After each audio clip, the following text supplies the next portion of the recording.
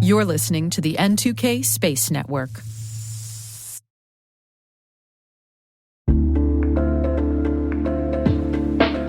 And now, a word from our sponsor, SpyCloud, the cybercrime analytics leader.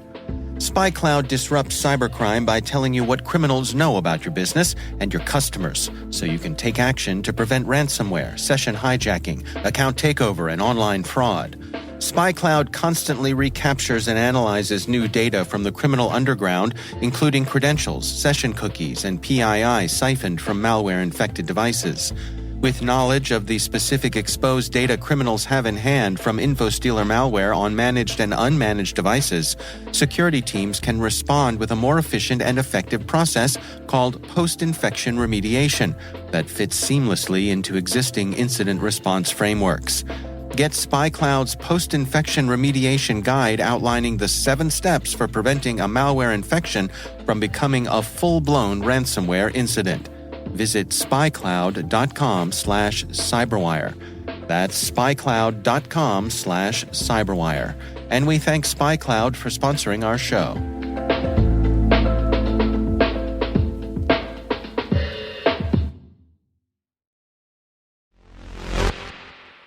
Space is hard, it's often said.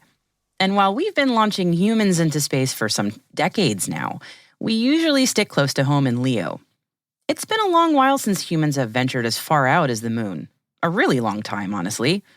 It's hard. But a lot of plans for humans' future in space involve a lunar base camp so we can do some development there and beyond.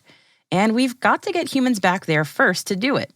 So yes, today's announcement of the Artemis II crew for a lunar flyby is huge for human spaceflight and for making all the next giant leaps on the moon, Mars, and beyond. T-minus 20 seconds to LOS Egress. Go for deploy. Today is April 3rd, 2023. I'm Maria Varmazis, and this is T-minus.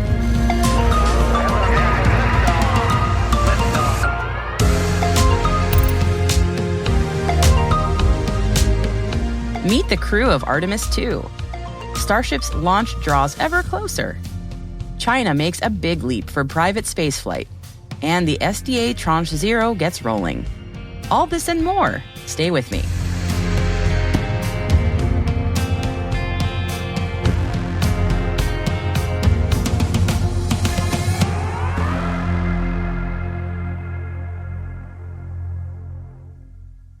Here are today's headlines. We have a crew for the Artemis II. They are Mission Specialist Christina Koch, Mission Specialist Jeremy Hansen of Canada, Pilot Victor Glover, and Commander Reed Weissman. This is the second spaceflight for 3 of the Artemis II crew. It's the first for Mission Specialist Hansen, and this will all serve them well for this arduous flight test. Their lunar flyby mission is expected to last about 10 days on the now spaceflight tested Orion, and it will take this crew further away from Earth than any humans have ever traveled. It's expected to have an apogee of about 230,000 miles or 370,000 kilometers away from Earth. Humans haven't left Leo, let alone visited the moon, since 1972. This crew will not land on the moon, no, but putting humans that close to the moon and that far from Earth is a mission we haven't seen the likes of in generations now. Certainly, it's never happened in my lifetime. The goal for the Artemis II crew? According to NASA, it's to prove the Orion spacecraft's life support systems and to validate the capabilities and techniques needed for humans to live and work in deep space. These tests will pave the way for a lunar landing for Artemis III and future lunar development. Right now, NASA says they're expecting Artemis II to head to the moon by the end of 2024, but of course, we'll see. Some words from NASA Johnson Director Vanessa Weich. For the first time in more than 50 years, these individuals, the Artemis II crew, will be the first humans to fly to the vicinity of the moon. Among the crew are the first woman, the first person of color, and the first Canadian on a lunar mission. And all 4 astronauts will represent the best of humanity as they venture for the benefit of all. This mission paves the way for the expansion of human deep space exploration and presents new opportunities for scientific discoveries, commercial, industry, and academic partnerships, and the Artemis generation. A little further south in Texas, things are happening in Boca Chica. Starship Ship 24 moved to a launch site on April 1st. No fooling. And Booster 7 rocket tests might be happening today. These are all encouraging signs for progress on a Starship launch later this month, hopefully. Plus, marine warnings for Starship's flight were posted over the weekend, and those warnings are running from April 6th to April 12th. Areas under notice include a part of the Gulf of Mexico for the launch and booster return, as well as a swath just north of Hawaii for the splashdown, which is expected about 90 minutes after a successful launch happens. And this is all pending the FAA license, of course, which has not yet been granted. We are all still waiting on that. The three-stage Tianlong 2 launched April 2nd from Jiuquan, and it successfully reached orbit. Tianlong 2 was made by a private company called Space Pioneer, and it's the first private Chinese launch firm to get to orbit using liquid propellant. In this case, specifically, it's Kerolox, which is, for them, a coal-derived kerosene. There was no payload in this launch, but the Tianlong 2 can carry up to 2,000 kilograms to LEO or 1,500 kilograms to SSO. Space Pioneer has raised several funding rounds, equivalent to about $438 million USD since its founding in 2018. This is expected to be the first of many private launches in China this year, with more than 20 already planned for 2023 alone. The Space Development Agency Tranche 0 made it to orbit yesterday after launching from Vandenberg. You might remember it hit a bit of a delay last week with an unexpected abort from the Falcon 9. This first launch for Tranche 0 contains 10 satellites, and it's just the start of the SDA's Proliferated Warfighter Space Architecture, or PWSA, a LEO constellation for low-latency communications and hypersonic missile detection and tracking. From this weekend's launch, 8 of the 10 satellites were built by York Space Systems, and they are transport layer satellites. And the other 2 satellites are tracking layer satellites made by SpaceX. There will be another launch expected this June for the remainder of Tranche 0 satellites, which will bring the total constellation's number to 28. After Tranche 0 is complete, the SDA plans on launching tranches at a 2-year cadence. Going back a few days, on the 31st of March, there was a forum hosted by the White House Office of the National Cyber Director, the ONCD, and the National Space Council. The goal was to align investments in cybersecurity for space systems. It's great timing, because March 30th also marked the launch of the Space ISAC Operational Watch Center and initial kickoff of operations. Protecting space systems as critical infrastructure is incredibly rewarding, said Hector Falcon, Cyber and Space Intelligence Integrator at Space ISAC. Given that all 16 critical infrastructure sectors use these assets, we are defending not just an array of touchpoints, but our livelihood. The analysts monitor data feeds and visualizations, detecting anomalies and correlating this information with other sources to produce comprehensive reports for our members. Lockheed Martin just announced it landed a major deal with the Australian Department of Defence, worth $4 billion Australian dollars, or about $2.86 billion US dollars, to shore up Australia's own military satellite program. According to the Australian Department of Defence, the contracted system will include satellite communications in GEO, multiple ground stations in Australia, an integrated satellite communications management system, and 2 new satellite communications operations centers. Blacktree Technology of Australia will be supporting the ground segment, and DXC Technology will be working on the cybersecurity architecture on the software side. And speaking of Australia, just a shout out to acknowledge the Australian Space Awards 2023, whose list of nominees just dropped this morning.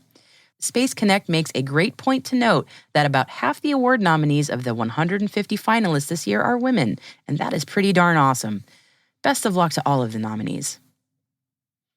ClearSpace and Leo Labs are partnering up to collaborate in making LEO safer and more sustainable in the long term. Both organizations have been working towards this goal on their own, and with this new memorandum of understanding, the hope is that they can collaborate by sharing data and technology, as well as advisory board appointments, and better amplify each other's efforts to keep LEO usable for everyone. And finally, a quick shout out to everyone attending Sea Air Space this week in Maryland. We'll have a bit more on this expo later this week, but for today, we just wanted to say hello.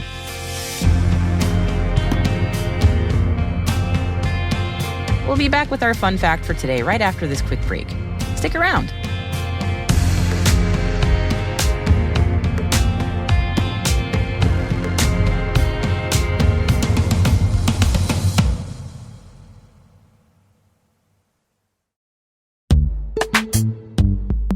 This episode is brought to you by Palo Alto Networks, the leader in cybersecurity.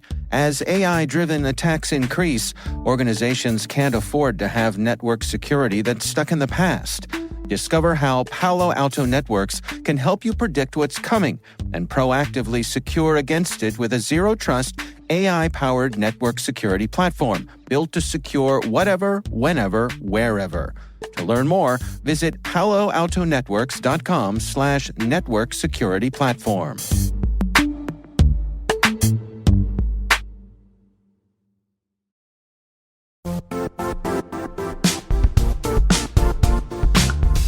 Now, a word from our sponsor, the Johns Hopkins University Information Security Institute, currently seeking qualified applicants for its innovative Master of Science in Security Informatics degree program. Study alongside world-class interdisciplinary experts and gain unparalleled educational, research, and professional experience in information security and assurance. Interested U.S. citizens should consider the National Science Foundation's CyberCore Scholarship for Service program, which covers tuition and a $6,000 annual professional development allowance, as well as providing a $37,000 additional annual stipend. Apply for the scholarship and the fall semester by March 1st. Learn more at cs.jhu.edu/MSSI.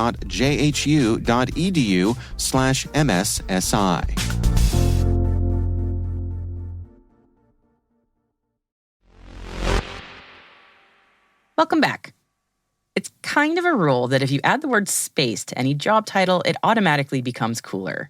Space engineer, space venture capitalist, space podcast host, and now we can add space archaeologist to that ever-growing list. Yes, space archaeology. A new story from Ars Technica profiles a new project called Sampling Quadrangle Assemblages Research Experiment, or SQUARE, which is taking a traditional archaeologist approach to what life on the ISS is and has been like. Not just the tools used, but also how the astronauts behave, well, in space. This kind of archaeology is studying years of the ISS records and reams of photographs for their studies to find out what exactly on board gets used a lot, what gets neglected, and why. So far, the most surprising find that the space archaeologists have found so far about real life aboard the ISS? Well, one of the most frequently touched items aboard is a red and white tin of Altoids. Space halitosis is not so fun.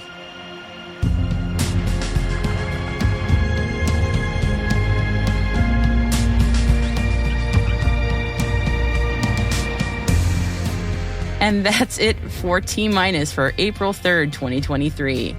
T-Minus is a production of N2K Networks, the news to knowledge platform for professionals. For links to all of today's stories and more, check out our show notes at space.n2k.com. Original music and sound design by Elliot Peltzman. Mixing by Trey Hester. Our executive producer is Brandon Karpf. And I'm Maria Varmazes. See you tomorrow.